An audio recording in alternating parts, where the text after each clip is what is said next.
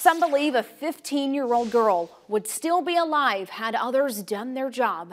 News 4's Ken Curtis with Madison Johnson's heart-wrenching story, and her family blames. Madison had a personality that would light up a room. Madison Johnson, behind her broad smile were struggles. She was having behavior issues as well. And her mother, Vanessa Johnson, tells me her daughter also struggled emotionally.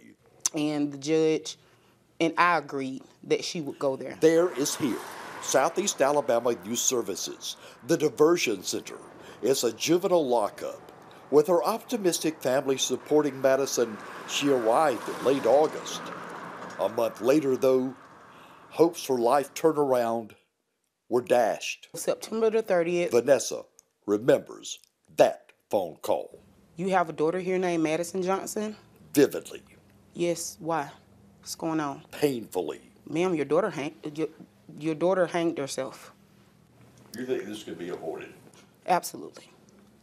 Absolutely. The reason Vanessa said her daughter with her issues had been ordered on suicide watch, but nobody, she claims, watched. If you're coming and checking on her every 10 minutes, we could have got her back. In 20 minutes, we could have got her back.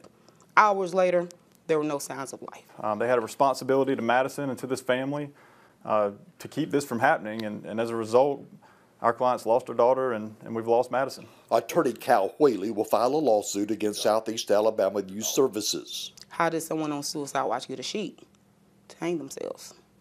Johnson claims the suit is more about justice than money. She wants a message sent, a strong one.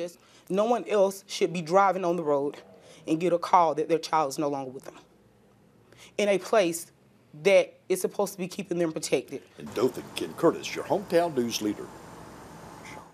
Southeast Alabama Youth Services did not immediately respond to a request for comment.